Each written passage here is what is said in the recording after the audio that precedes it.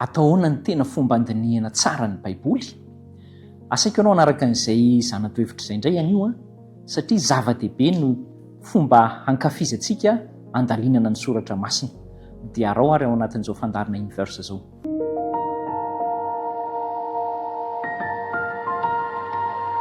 Faritafaraka aminao indray asaina mpitiavana mihitsy ianao satria zava-dehibe ty fotoana iarahana amin'Andriamanitra mandinika ny soratra masina ity dia manana faharetana kely. Dia mpifaliana ihany koa no anoloana izay araba izay ho an'ny rehetra ary saoran'Andriamanitra hananantsika n'izao fotoana izao.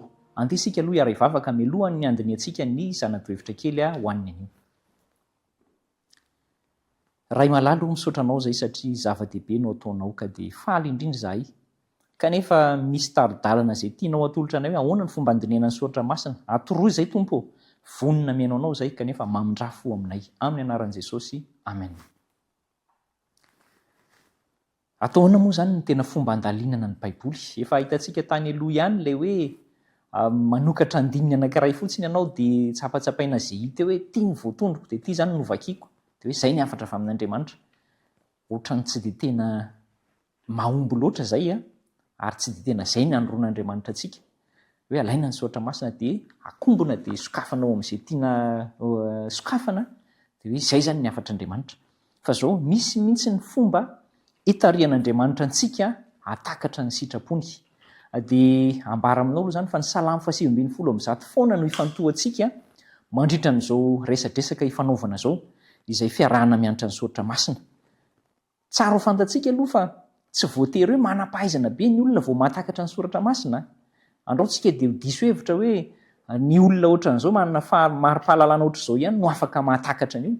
Fa ny rehetra dia omen'Andriamanitra an'izay fahafahana sy fahaiza-manao izay.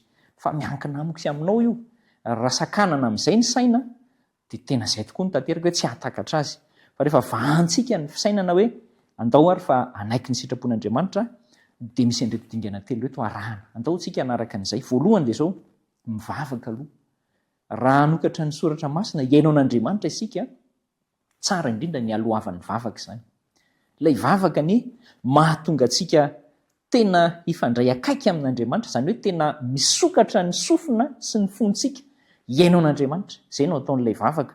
Fa tsy izay ihany, fa midina koa ny fanahan'Andriamanitra ato anatintsika hanazava an'ilay teny. Izay ny tombontsoan'ilay mivavaka aloha alohan'ny andiniana soratra masina. Dia ilay fanahy masina no mitaridalana antsika hoe hahatakatra hoe izao no tian'Andriamanitra ambara, mba tsy hoe izao no tiako azo amin'izany na hoe izao no fahafantarako azy.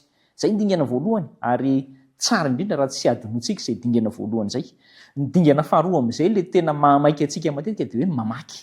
Ary izy ity indraindray mamaky fotsiny dia toy ny olona mitsakotsako intelo ny mangahazo dia atelina dia asa izay ho vokatra izay fantatsika. Fa izao mila vakiana ny soratra masina ary tsy hoe vakiana fotsiny fa tena mandray naoty rehefa avy eo. Inona ny anton'ilay mandray naoty? Dia ho anao mihitsy ilay izy. Satria izao mirotoroto loatra isika rehefa mamaky ny soratra masina. Dia te hamaky an'ilay izy, matetika moa efa hay ilay izy. Dia tonga dia sady mitadidy an'ilay izy, ny hay izany no mamaky. Na rehefa mbola tsy hay ilay izy dia vakiana haingana. Fa ny zava-dehibe tena ilaintsika dia ilay hoe miato kely aloha dia mandray ny antsoratra hoe inona moa izany ny afatra omeny izany ary eo Andriamanitra no mifampiresaka amiko sy aminao amin'izay fotoana fandraisana antsoratra izay. Satria miala mirotoroto isika eo dia manjary misaintsaina ny momba ny afatr'Andriamanitra ary tena zava-dehibe io manampy asa ianao mihitsy amin'ny dingana ataontsika ifandraisana amin'Andriamanitra. Dia tsy vitan'izay hoe mandray antsoratra dia mamintina fa manampy antsika amin'ny fandraisana fanapahan-kevitra hoe inona koa izany no zavatra tokony ataoko rehefa avy eo. Dia fanapahan-kevitra tsara dia amin'izay fotoana izay isika dia mitony sy milamina tsara ao amin'ny fandinihana ny soratra masina. Azo atao koa ny miaino ny soratra masina dia averimberina inona ny soratra masina mba tsy hoe henoko iny izay dia efa vitako. Satria raha atao toy ny latasy fotsiny hoe hamaky baiboly mandritra n'ity taona ity tonga dia voavako izy rehetra, tsy mitondra soa izay. Ny fahatelo rehefa avy mamaky sy mandray antsoratra zasy ianao tsara koa ny mizara. Ary eo no matetika no isakanan'ny satana antsika. Tsy izara hoe tombontsoa anahy iny. Dia rehefa tsy mizara an'iny dia za mety mahasoa amin'ilay izy ihany saingy tsy mahasoa indray rehefa tsy mizara ho hitantsika moa zay amin'ny fizarana manaraka fa zaraina amin'ny hafa mihitsy zay zavatra ny anarana ary rehefa ao amin'ny tontolo ny orinasika na any ampianarana na any ampiasana na any amin'ny fiarahamonina any anie dia mahazatra antsika le hoe tena misaotra an'Andriamanitra mihitsy fa raha tsy izy dia tsy nahatonga ny toy izao sy ny toy izao. Reny zao tefa fizarana afaka mizara toko sy andininy sy andalatsoratra masina amin'ireny. Izay ilay pratika ho isika na fampiarana ny hoe atao ahoana ny fomba fandalinana lalina kokoa ny Baiboly. Fa raha manao izany tsika dia zava-dehibe ny hitarihan'Andriamanitra antsika ary dia andeha isika hifantoka tsara amin'izay omen'Andriamanitra antsika.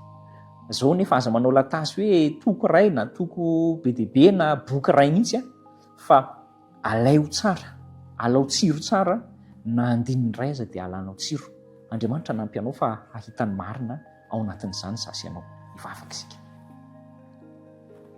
Misaotra indrindra Tompo noho ny fanoronao anay fomba andinihana ny saotra masina izay ahafahanao tena miresaka aminay.